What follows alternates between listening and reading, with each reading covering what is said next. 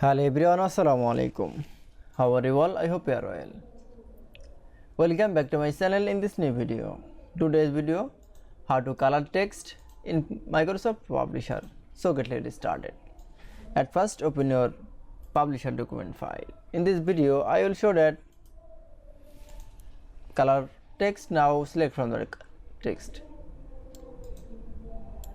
Now for select, again going to the home menu option. Now click on the font color option, then choose color. Then again another text, select, then going to the font color option. Now choose color. That's it. Then I show color text in Microsoft Publisher is very easily. I hope to enjoy the video. Please like, comment, share and subscribe my channel. Thanks for watching.